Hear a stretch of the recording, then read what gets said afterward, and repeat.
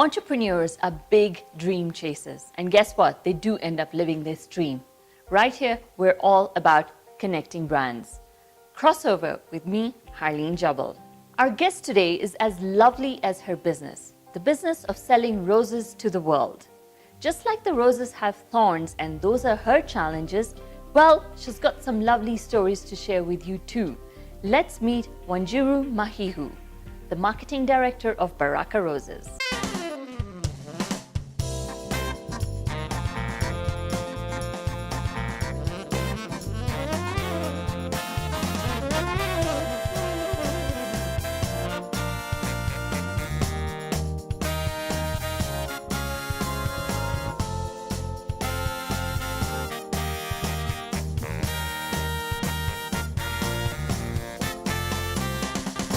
Welcome to the show, Wanjiru. Thank you very much, Harleen, for having me.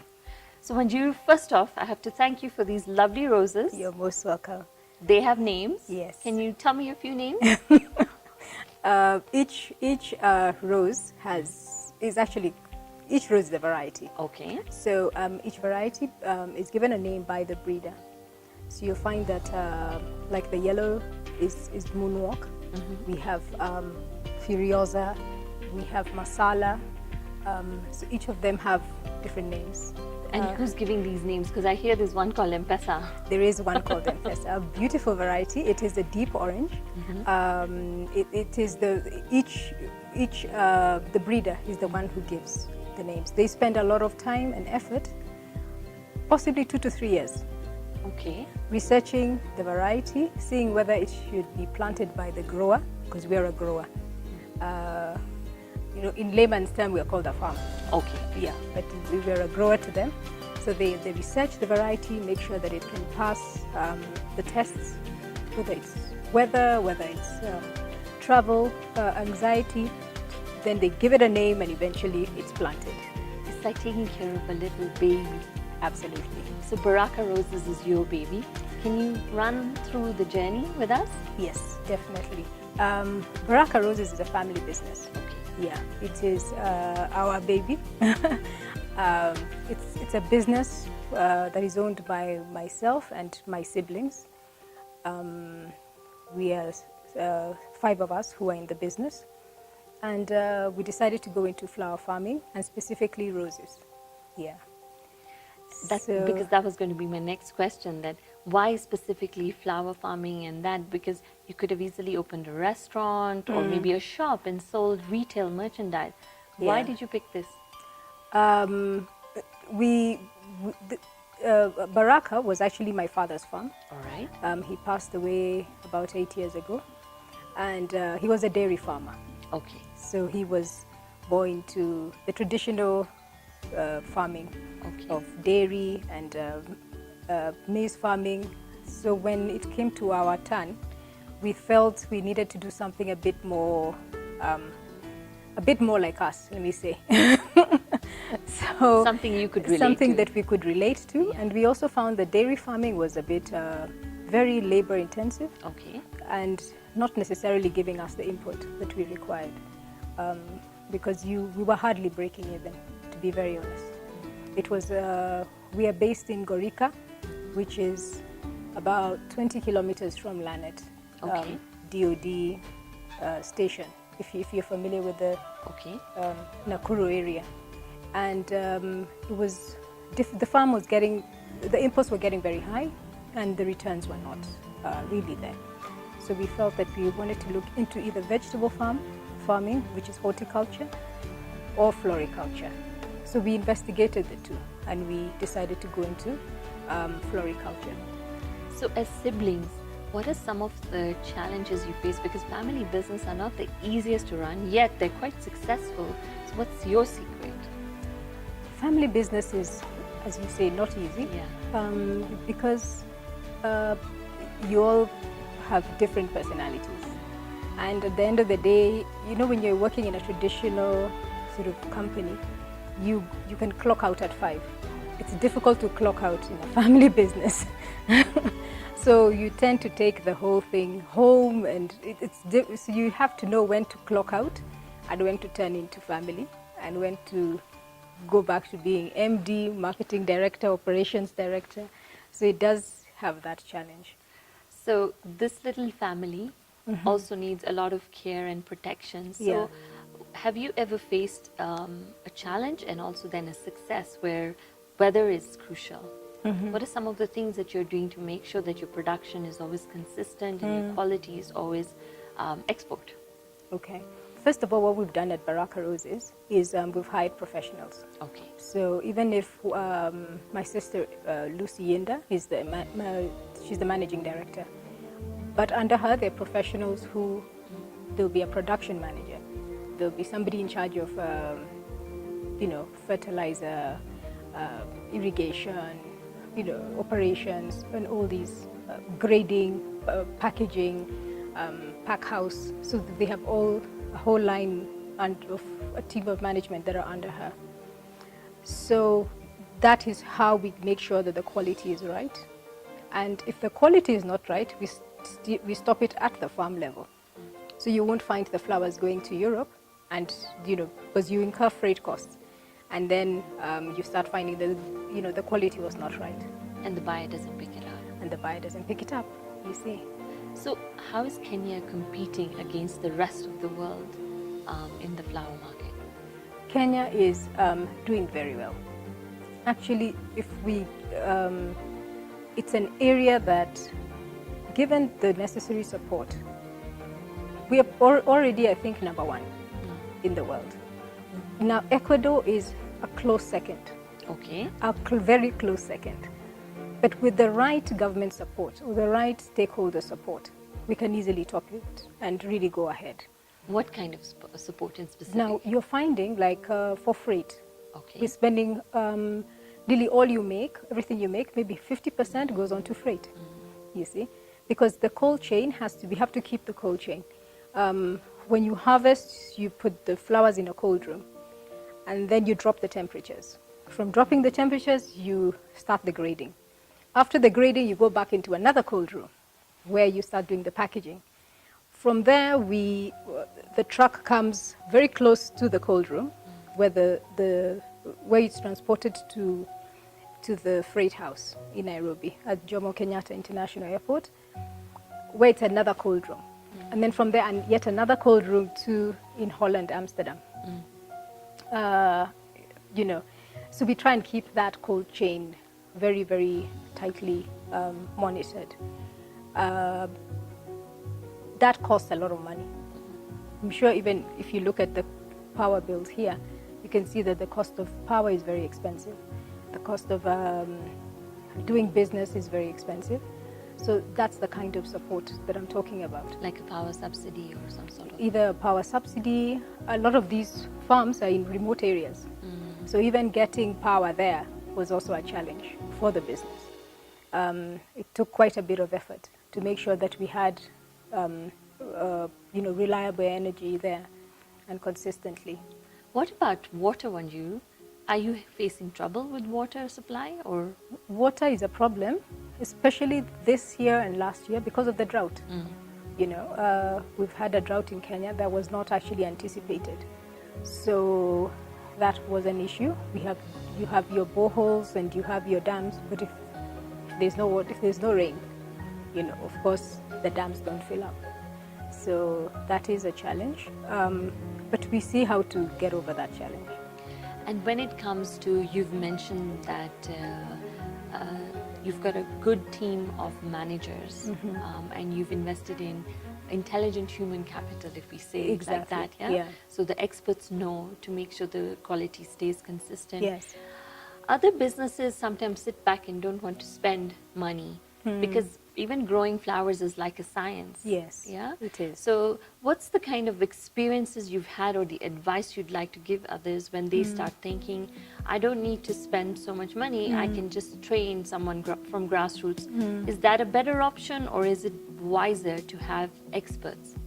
Okay, it would be an option for you if you're a floriculturist by nature, okay, or by training. Then maybe if you have that knowledge. But you see, we didn't come from a farming background, so we had to have that kind of expertise on board. And we also felt that it would save you money because you can't know everything. You know, you may know how to grow the flower, but you're not good in building a hydration system or building an irrigation system.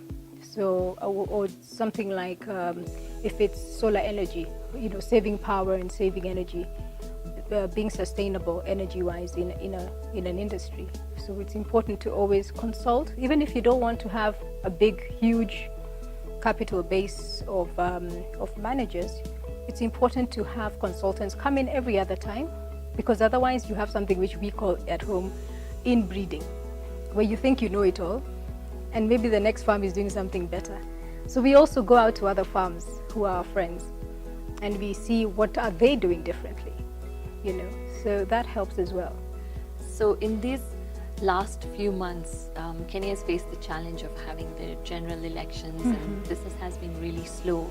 So how have you been coping, or what else have you been involved in, some other activities that have kept you afloat? Any new developments that have happened? Actually, the farm has been, we have a very mixed workforce. We have people from Turkana County, we have people from Mombasa County, you know, Kisumu, everywhere. But it's been very peaceful. You know, we work as a family. They've been quite peaceful. Of course, we had during the general election, we had to release some of them so that they can go home and vote where it is that they wanted to vote, or where they had registered to vote. But generally, in our area, I can say there was no interruption. And it was business as usual? It was business as usual, at least the voting day and the next little days, the 1 to 3 days where we had a bit of an issue. But after that, there was no issue.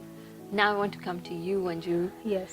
Wanjiru, as a business person, how have you've said because of your father owning the farm and everything, but did you have any other dream, or are you enjoying this experience, and is there something more in your personal life that you want to do? I've done many things. All right. All right. I would call myself an entrepreneur. Excellent. Yeah. Please share a story with us. Yeah. I started working, I think my first job I was 13. Okay. Yeah, not by choice. Yes. I think my parents dragged me to work in one of their companies, and I was the receptionist, and I had to count bales of unga getting into their trucks, because they were distributing flour at that time. And so that was one of my first jobs. I was the receptionist, so I used to fill out forms and things. I can't remember being paid, but then after that, we went on to, I worked at one of the insurance companies at the time, and I think I was the filing clerk. And my salary was 3,000 shillings. And I would be there, you know, during the school holidays, you know. So I learned a lot about, you know, when you work in an insurance company, you learn, it was an insurance broking company, actually. Okay. You learn a lot about the different businesses and what it is that they do as they come to seek insurance. You have to try and understand their risk and that so you're kind getting of thing. first-hand knowledge. So I was actually getting first-hand knowledge. After that, of course, I went to school and everything. And then I worked in different places. I've worked in Transami, SDV at that time. Now I think it's called Bolore. I worked in Mitchell Courts. Okay.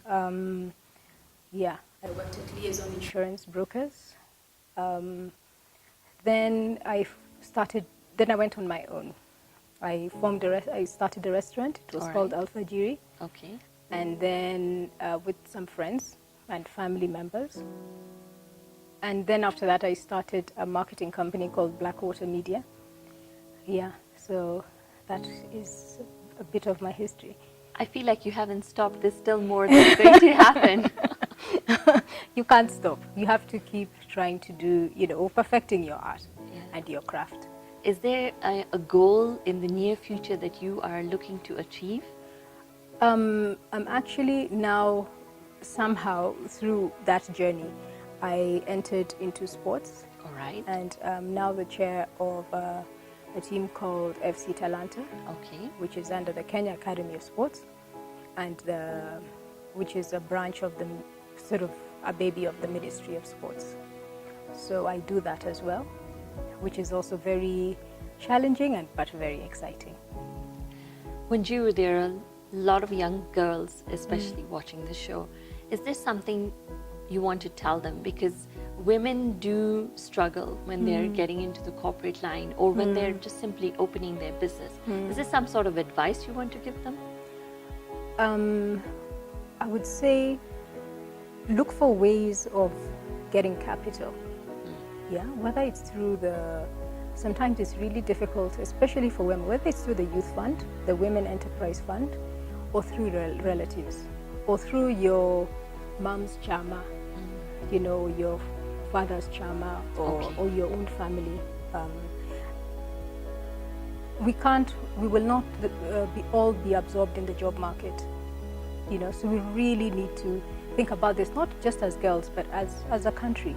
How are we going to sustain these kids? You'll pay school fees and be able to put these kids through school and even finish a university degree. What happens after that? I see parents getting like they enter into a panic mode. Yes. Where they're like, you know, okay, my son has finished University of Nairobi. You had 4 years to think about it. He has finished. What's your plan? You know, we need to think about that plan. Not everyone will get a job. It's not like the old days where everybody could be absorbed. So whether it's, you know, I heard that in the government they've said that they'll be giving paid internships. You really need to take advantage of those paid internships so that you can get some skills, so that even if it means that when you're finally done with your degree, you can eventually start your own business. Because I really think that's the way people are headed down. Do you think the attitude is slightly different from, say, the way you gave the example that your first job was the receptionist? Yeah. Nowadays, do you think that the attitude is, oh, that's below my standard? Yes. I've done a degree in, say, finance or architecture. Yeah. My first job has to be to build a house. Yeah. It's counterproductive. What's happening now, and that's what I was saying, these paid internships will be the best thing for our Kenyan youth. Because even if you start your own architectural firm, but you've started from year one going to be an apprentice somewhere, you'll be able to understand, how do I start an architectural firm? Learn the ropes. Learn the ropes. Even if you're told build a kiosk, just start and just do it. You know, not all jobs will be paid. I've seen a lot of young people overquoting jobs, you know, and thinking, why didn't I get this job? But it's because, one, you've overquoted. Two, you don't have the experience as that Muzee's company that has come, and they've even quoted a modest amount. Why? Because they want a turnover of the work, you know. Is this generation gap going to hurt Kenya, or can we get better? I'm very optimistic. All right. We are going to get better. We are only going to get better. The young generation is not as tribalistic as people, let's say, in my generation. Yeah. They hardly even know their own language. They probably just speak either Sheng or English. So I'm very optimistic things will get better. You know, I see the way they interact and the way they work with other people, and they can live anywhere, you know. Throw them in America, they'll thrive, you know. So I'm very optimistic. Yeah. Things with the right leadership and the right governance and the right atmosphere, we can, and the opportunities are there now. You can actually knock on doors and actually get some funding. It was not like that in my time. Yeah. So final question. Yes. Because I'm so jazzed up with all your positivity. Wanjiru, what has been your crossover moment so far? Do you know Harleen? I've had several crossover moments. Excellent. As I was driving here, I was thinking, oh God, you'll ask me that question. And for me, life has been a journey, you know, and it continues to be a journey. I'm inspired by all sorts of people every day. I'm inspired by the greats, people like, you know, your Wangari Maathais, your Nelson Mandela's. But I'm also inspired by that Mama Boga on the road. Nice. and seeing how she's raising 7 kids without a husband, with her boga business, and she'll tell you, mtoto wangu wa kwanza ako university. That's the story. You know, so I'm also inspired by those sort of people. We've just come through a very serious election, which we have not even concluded. And I'm also inspired by people like Mike's uncle. Okay. You know, that is somebody who people said, oh, he doesn't have the degree or whatever. And just but because look, he doesn't wear a suit and tie, and just he because can't run in office. he may not speak how you want him to speak. Exactly. He's not wearing the suit and tie. And he said, okay, fine. I'll sort out your issue. Is it a suit and tie you want? I'll go and buy it. Is it the English you want? I'll get someone who can speak the English that you like. Yeah? Look what he's done in the last 3 days. He has cleaned up our city. He's in the process of, and with bulldozers, with minimal equipment. If I'm wondering how he's going to pay for it, you know. But he's doing what he can with what he has. And he's managed to mobilize the youth. To me, that kind of a person inspires me. You know, that, you know what, despite the odds, you can actually do this, you know. So, and there's also many others, like ladies who have managed, for the first time, we have a lot of ladies in parliament, you know, a lot of women in parliament. And the very young people. There's a guy on a bike who became an MCA. He had no money, you know, so it goes against the grain and the norm that we think that, oh, to get into politics, you must have 10 million, 5 million. Everybody was saying in Nairobi that to become an MCA, you needed 5 million. That guy was on his bicycle, yeah, and he managed to get in, and he's doing his work for his people. So it's not always about money. It's also about doing for your country and doing for your community. Service. It is service to the community, and I think this particular election showed us that.